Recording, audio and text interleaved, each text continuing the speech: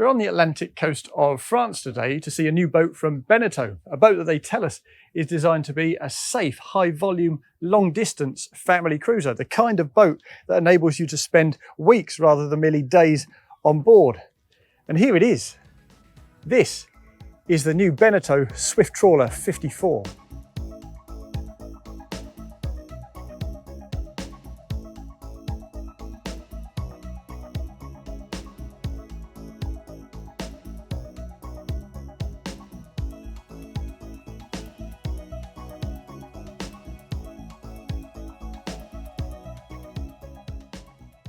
Now, in line with every other Swift trawler you'd ever seen since 2003 when the line was first introduced, this is a semi-displacement boat. A relatively fine entry forward that obviously swells and flattens amidships and then comes slightly raised towards the stern. And the principle there is that we run flat at pretty much any speed.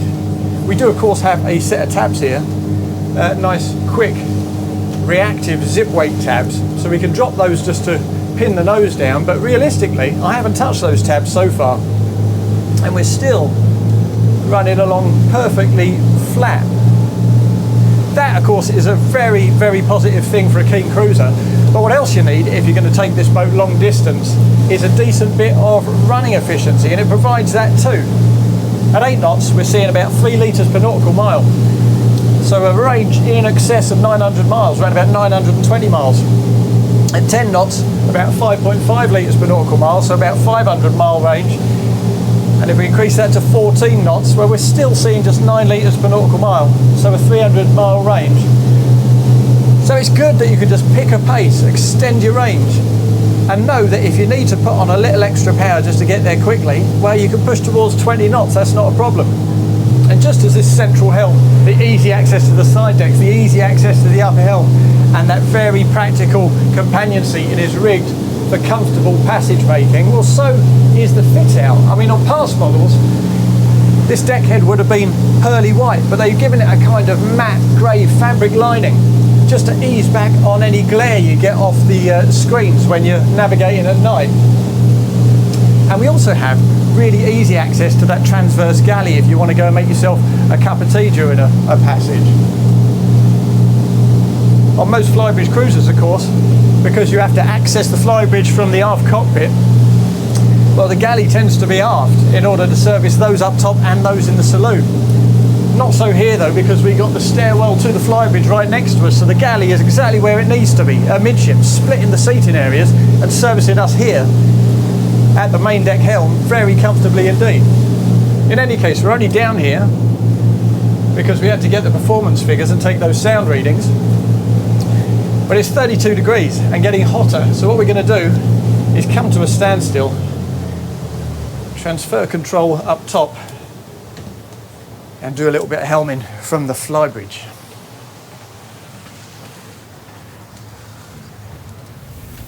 First up, I've got to say the steps to access the Flybridge are very good indeed. Quite a nice shallow gradient and a huge aperture, so there's absolutely no prospect of hitting your head on the way up.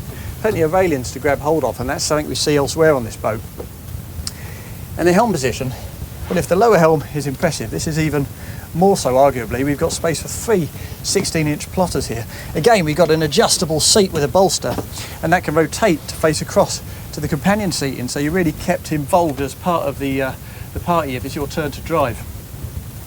Nicely laid out too, I have to say. And again, pretty much bang in the centre of the boat, which as a keen driver is exactly where I want to be. And in terms of the practicalities, well, given that we're in the centre of the boat, down below and up top, you might argue that it's slightly difficult to see the parameters of the boat at the aft end if you're coming astern to a berth. But we do have the optional third helm down in the cockpit. And we've also got some cameras rigged up so we can see the aft end from the MFDs if we need to, so that's not a problem at all. I've just perched myself slightly lower down, get out of that breeze. And as I do so, well, this bank of MFDs offers some decent protection. I guess the wind's hitting me round about cheek level, so my body is actually quite cosseted, quite protected in the lee of those screens. In terms of the handling, well, she's no performance boat, of course. That's not quite what she's all about. But as you can see, if I put the wheel hard over, I can turn this boat entirely around execute a 180 in maybe 2 or 3 boat lengths, so that's particularly impressive. Plenty of responsiveness there, and as I say, it's a really easy boat to drive too. Such a novice friendly boat, such a flat boat, a boat with such a broad cruising band. In all regards, it's pretty much exactly what you'd want to see from the Swift Trawler. This then is very much the kind of style we've seen on previous models of Swift Trawler.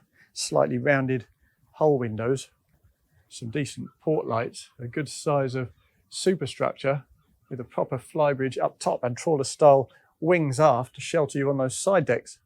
But this is quite cool. This is something we also see on the smaller 48, fashion panels they call them, just an excuse to show off the Beneteau logo, and actually an excuse to show off the Irocco too. Pretty little feature. And while we're talking about Irocco, let's just pop our camera in and take a look at the cockpit, because this deck, it looks like natural teak, but actually this is engineered Irocco. It's very convincing, but much more sustainable. Looks and feels good.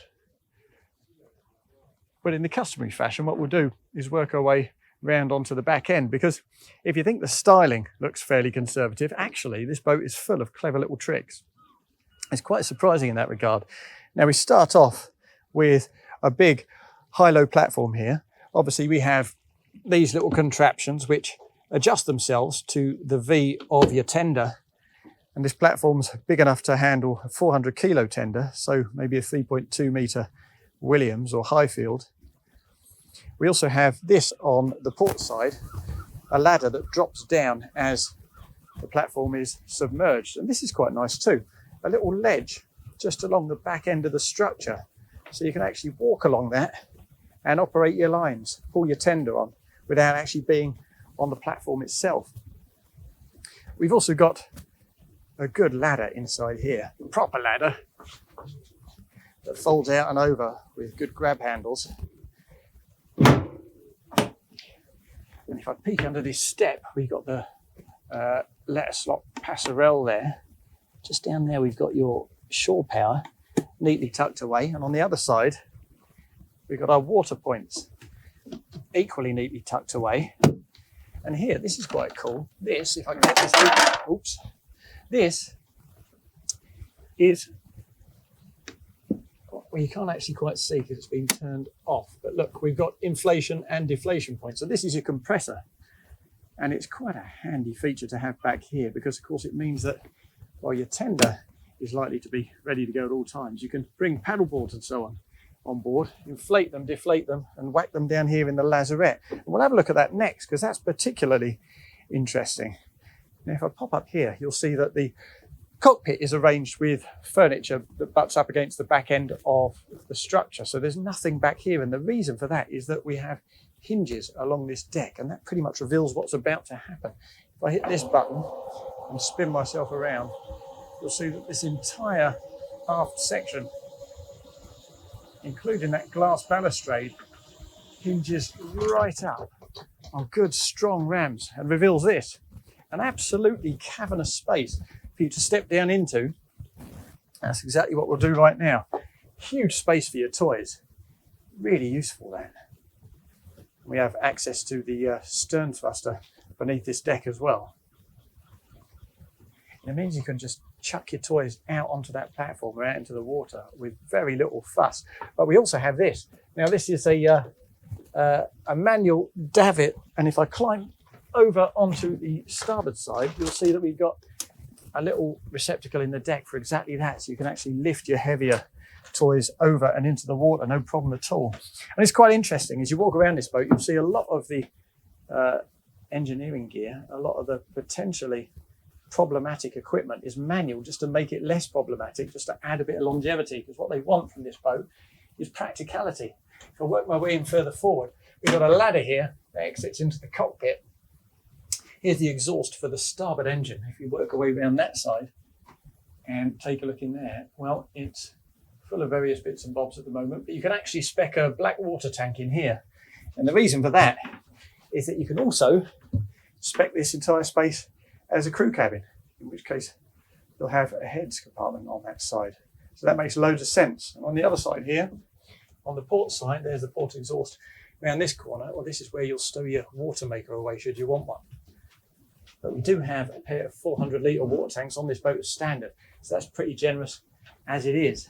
If I climb back out and spin around again, you'll see we also have access to the engine room directly from here, so we'll go in there right now.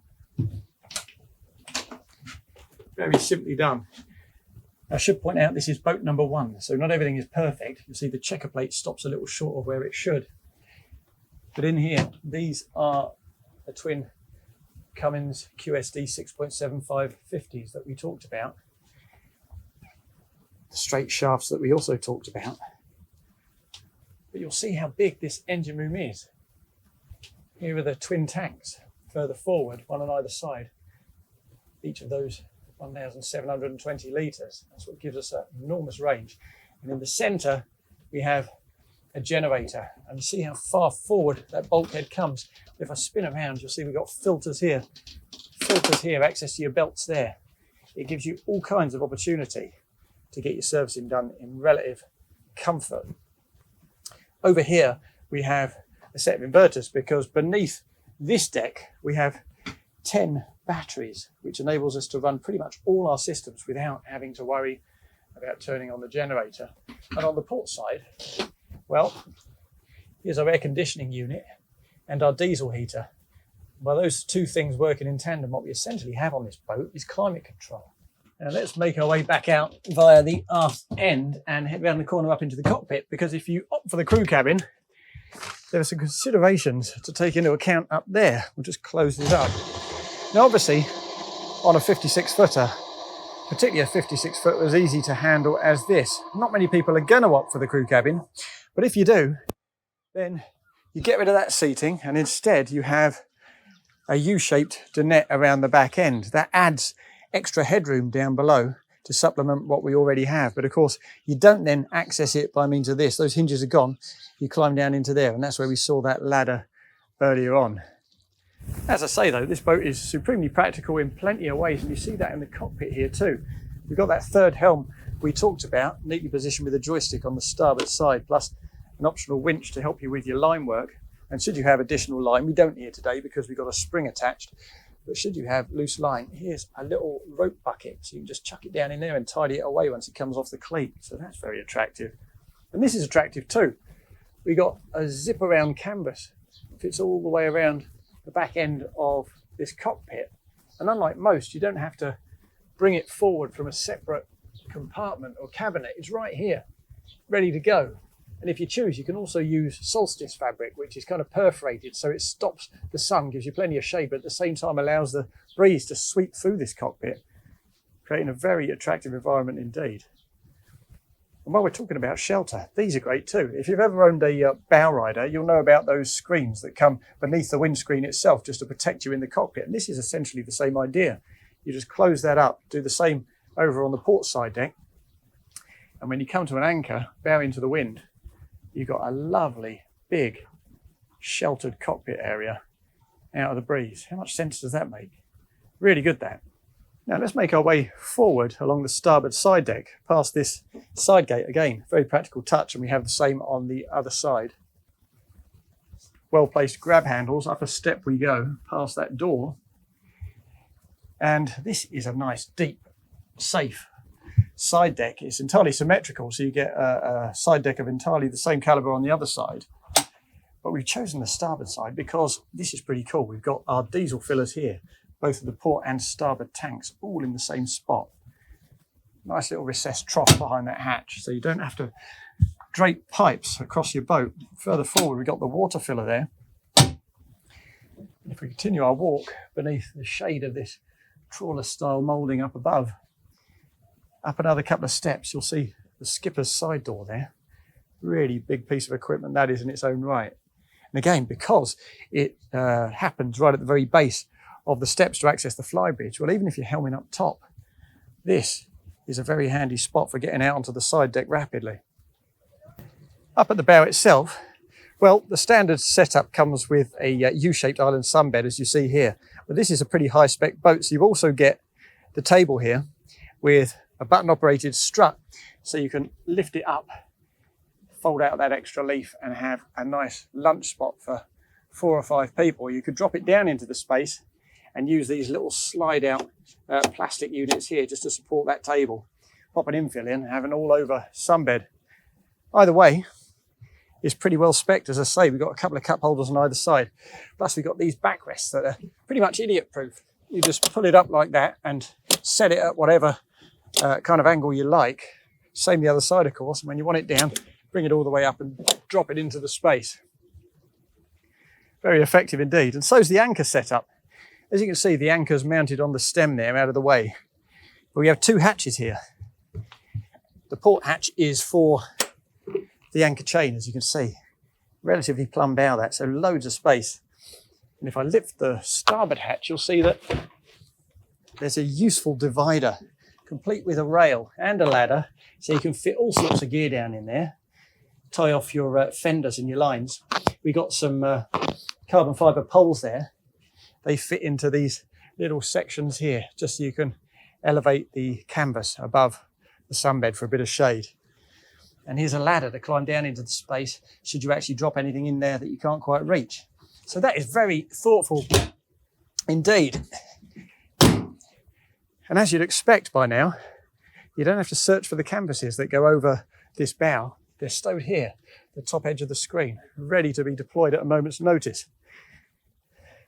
Now, heading back down that port side deck, one thing I have noticed is that this engineered Morocco gets fantastically hot. My feet are burning a little bit, but this is a good sort of size of window, manually operated, so nothing to go wrong. And further aft, we have a door into the galley, which we'll check out in a second, but this is pretty cool. Before we get to the cockpit, let's just bend down and take a look at this hatch. If I open that up, you'll see there's a slide out partition, and that's because in here on the worktop is a bin. And when you slide out this partition, the bin drops into this space and is ready for you to dispose of from the port side deck when you get alongside. Neat little solution, that. So back we go to the cockpit, and we'll execute a little U-turn and head straight into the saloon. But we won't dally. We're going to go straight up to the Flybridge from here. As you can see, we do that by means of this internal staircase. Very secure, nice, easy gradient. And when you get to the Flybridge itself, well, let's start at the back end, because this is the workmanlike section. You'll see the T-top ends where that port dinette ends, and then we have a big transverse galley right here. It's a good sort of size, nice and elevated. And we've got a 2-part barbecue here, so you can set the temperature differently for each one. Down below, we've got plenty of space for your ice maker and some additional storage. They've kind of refrained from having the ice maker downstairs in the saloon because it does make a fair old racket. So having it up here makes a bit of sense. Nice big 140 litre fridge there as well. More grab handles, very neatly done, orbits the entire section, plus a good sized sink and work surface. And if I spin around and look at this featureless section of aft deck, well, that's deliberately so. So we've got a life raft, we've got a nice glass balustrade, which could give you a good view if we didn't have a paddleboard strapped to the back. Now, as I say, this is boat number 1, so the bracket here is relatively compact, but they're going to be extending that bracket so you can fit 2 paddleboards up here or a proper sea kayak. Plenty more room here for stowage or for freestanding furniture, and more carbon fibre rods so you can shade the space if you like. And that's where the canvases will come from. I don't know why they've taken it off, but it's usually in position, as these side ones are. As for the layout of the Flybridge itself, well, you'll notice that it's relatively narrow. Now, the beam on this boat is 16 foot, so actually it's not narrow. But when you look outboard and see these mouldings that give us that shelter in the trawler style on the side decks, well, they've been used for something other than deck space. They've been used for a solar array. And if you include the optional array on top of this T-top, plus the solar array ahead of the helm, we've got 18 solar panels here. So a really good amount, particularly on a day like today, enables you to do pretty much anything you like except air conditioning. Now on the port side, this is a good size of dinette. Again, fold out leaves so you can extend the table. plenty of storage inside these spaces. But what I'm going to do actually, because this is interesting in its own right, I'm going to remove this cushion here, if I can, one-handed, not the easiest job in the world. Here we are. And I'm going to just open this up because there's something in here I particularly like. Now, there's no ram on this space, so I actually have to hold this up manually. That is not particularly practical. I'd like to see that because it's quite a heavy lid. But if you look in here, we've got the air conditioning unit there, or one of them, I should say. And here in this space, well, you'll see that we've got some engineering equipment in here, which would make it quite compromised as a place for storage. But they've put a little partition here to stop you damaging or compromising anything, with little thumb screws down to the deck and the same around the back end, which means it becomes a very usable storage space. And I'd love to see that happen on more boats. Really effective solution, that. Good use of the space. Now let's swing this cushion back out of the way and take a little step up to the helm position, because this is quite attractive too. Just as down below, we've got companion seating on the port side. And when it's rigged like this, you've got space for maybe 3 people to sit across from you. But if I lift this cushion up, you'll see we've also got this little section, which folds across beneath that cushion onto a little lip, as you can see. And the cushions to use as infills for that are right there beneath that seat. As I say, everything is exactly where you would want it. So you can quickly turn this into a little chaise longue on the port side for a couple of people. And that again makes loads of sense. As for the hardtop itself, well, you can have it like this, in which case you've got a nice big space for those solar panels. Or, as you'd expect, you can use this central section for a canvas sunroof. So you can slide it way aft and drench this entire dining station in light. Either way, with your sociable helm forward, a chair that rotates to face those, plus your dinette in the centre, a transverse galley, and then a more workmanlike zone further aft, I'd say this is a pretty good way to arrange the Flybridge on a 56-foot trawler yacht. If that all feels a little bit zonal rather than open plan and integrated, well, that's by no means an accident. That's exactly what Beneteau is going for. And if we come down to the main deck, you'll see they've done it here too. On the upper elevated tier, we have companion seating next to the helm. Down a step, we have a transverse galley. And at the lowest level, down another couple of steps, we have a more relaxed lounging zone. But even here, that doesn't integrate particularly well, in line with trends, with the outdoor spaces of the cockpit. Because what Beneteau is attempting to do here is mimic the kind of zoned, intimate spaces you might expect of a house, because it's supposed to feel like a homely sort of space, and it absolutely does that. Here, for instance, you could easily shut off these spaces and use them as big, voluminous cupboards, but instead they left them open, so when you go alongside, you can litter your favourite books, the odd pot plant down there, make it feel homely. And if we move over to this space here, you'll see we've got a little flap, a little hatch. We've got a power point in here and a cutout at this corner. So when you come alongside, you can run a cable through there and pop your favourite table lamp on your cabinet. As I say, it's just about making it feel more like a home than necessarily like a boat. The cabinets on this starboard side also house a fridge, which is very well placed to service the people in the aft cockpit as well as the people at this aft lounge. There's additional storage in drawers both up top and down below. And this is rather nice. This is an optional wine fridge for your white wine and your sparkling wine. That's directly next to this, which is a little wine cabinet for your red wine. And these are quite nice too. As you can see, dedicated places for your espresso cups, in this case, very posh German Villeroy espresso cups. We'll pop that back into place. And there's more of the same further forward in this cabinet. Open them both up, you'll see exactly what I mean. Bespoke glasses, perfectly positioned directly across from the galley on a slide out plinth, just so you can access them more easily. And because the crockery itself is weightier and possibly a bit more vulnerable, we've got a little catch here to keep them in place until you actually need them. Plus an additional drawer up top for your cutlery. Very practical indeed. And I'm a big fan of the galley itself too. And as you can see, it's taken zoning to another level because it's cordoned you off with this glass screen, both from that aft lounge and from that forward companion seating, and that makes loads of sense. It keeps the views wide open, plenty of light flowing, and you can still hear each other from either side. But it means if you have any spillages, nobody gets burned and no upholstery gets damaged. We've got a sink here, nice high level units. There's a dishwasher in here as well. And 2 additional bins down in there for your recycling, plus the bin we talked about earlier on the top here that leads down to that little hatch in that port side deck, so you can get rid of your rubbish very easily. A good size of fridge here on the port side. And this is quite nice. They haven't yet sorted out the details, but this is going to be for a kind of collapsible tray, like a crate, so you can carry lots of gear straight up those steps without having to carry it 1 or 2 plates at a time. And of course we've got a freezer down below there.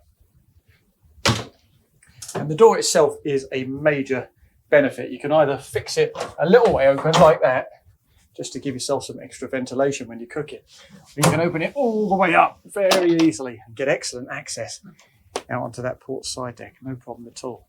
Still beneath the shelter of these trawler mouldings. As for the cooking facilities themselves, we've got electric here. So 3 rings there, the extractor up top and an oven down below. A decent bit more work surface, plenty more storage. And if we move up onto the upper tier of this saloon, this is arguably my favourite part of the entire space. A fold-out table here, a rotating chair so the skipper can join in, and you can easily sit, I would say, 7 people around here. And as you can see from eye level, the views are fantastic, as is the ventilation. It's pretty much time to head down below and see what the accommodation offers. But before we do that, just in case you've noticed it, I want to point out that this will obviously be trimmed with stainless steel to make it pretty on subsequent production models. And these stairs, beautifully designed and practical though they are, they'll come with rubberized strips just to improve traction on your way up and down. If I spin around and point out the helm, well, this is going to get a bit of finessing too. On the face of it, it doesn't look like it needs it, but if I open this up, you'll see exactly what I mean. Now that is fantastic access to the equipment inside your helm station. As I say, a bit untidy, needs some finessing on subsequent models, but if it saves 5 hours of technicians' labour dismantling your helm simply to get to a wire, I'm all for it. Let's close that up as gently as we can and head down these steps. And again, the practical stuff keeps coming. Even before we get to the bottom of the stairwell, we've got a couple of cabinets here. One of them houses the breaker panel, and the other one houses a couple of freestanding chairs. Now you get 2 of these as standard, but you can obviously have plenty more, and there's lots of space for it here, plus a rail for hanging jackets and so on. And at the back here, next to that little shelf, we've got a power point so that you can stick your favoured brand of vacuum in here and charge it while it's stowed away.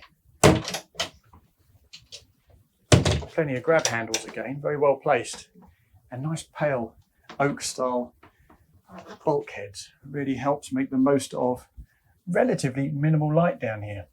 Now in terms of the base arrangement, we have the full beam master cabin aft, we have a twin on the port side, we have the day heads on the port side, and we have the VIP master in the V of the bow. So we'll go there first.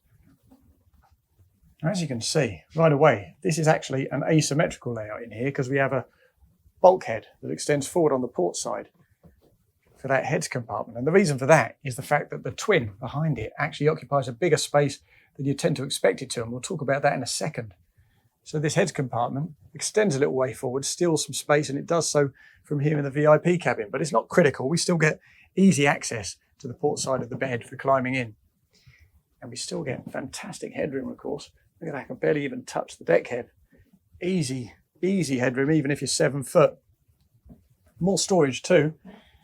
This is particularly strong, this boat, on storage. Loads of that, and this is quite interesting in its own right. Now this, of course, is a mosquito net, and it's a flush fit, so you open up the hatch there, the port light, slot it into place, and you can leave the windows open all night, get plenty of food draft without getting bitten. And the interesting thing is that this was actually designed by an existing Swift Trawler owner who thought he could do better, and he did. And Beneteau has taken him up on that and now uses him to supply all of them. If I spin around though, my favourite part of this boat has to be this. Now, I said it's strong on storage, but this is fantastic. It's a heavy, heavy thing. But luckily we've got a couple of strong rams to help you out. And the access there is fantastic. All compartmentalised. Brilliant if you're planning to cruise long term. And we have a couple of false floors as well. So you get access to your tanks and you get access to your batteries and bow thruster as well. And let's shut that up and spin around again, because behind this door, if I close that over, we've also got a little dressing table with a drawer and a mirror, TV up there on a plinth so you can kind of angle it out, bring it out of the recess, make it more visible, and a little seat beneath there for the dressing table. But let's pop into this port heads compartment and take a look in there. Again, huge headroom, separate shower, and we've used a film on the glass here, the port light. The principle being that they want longevity out of everything on board this boat, and they think that blinds tend to perish quite quickly in a damp environment. Close the door over and look forward. Decent size of sink, good natural light, nice views, and a freshwater toilet. Really good size this. A spin around again. Well, there's access out to that central corridor. There are the steps to the saloon, so really good in terms of its position as a dayhead. If I close that over and open this aft door, a third door, well, in here, this is the twin cabin. And as you can see, it's not just a bunk. It's two bunks at different heights at right angles, which means that it's much more sociable. You can actually see each other. You get more space, more light. It's a much more comfortable place for a couple of guests to sleep. And you wouldn't feel particularly shortchanged, even if you're a couple of adults sleeping in here. Again, excellent storage. And more tucked away in there, another one of those hatches. And of course, the volume of this storage space increases the further aft you go. It's just a tapered part here. Truly phenomenal headroom. I can't actually touch the deck head on this occasion. I reckon we got about 9.5 feet there, maybe 10. Now let's pop back out into the central corridor. There are the steps we came down. Ahead of us is more storage and a washer dryer down below. Always very useful on a long trip. As we step further aft, here is the owner's suite. Full beam. And because Beneteau has chosen to prioritise storage over seating, no seating in here.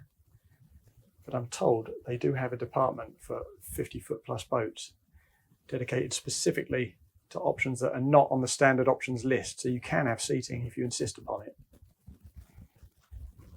A 4.5 bed there.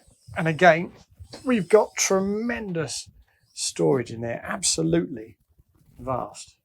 So if it were me, I'd certainly exchange the cabinetry on the port side for some more casual seating, just so my partner and I could get comfortable without having to head up top to the saloon. And on the starboard side, as you'd expect, we have a dresser with a little chair down below that simply pops out. And that's a very good size indeed. But if you want to use it as a desk, we also have this little cutaway here, which leads down to some sockets. So you can connect up your office gear if you need to do a little bit of work away from home.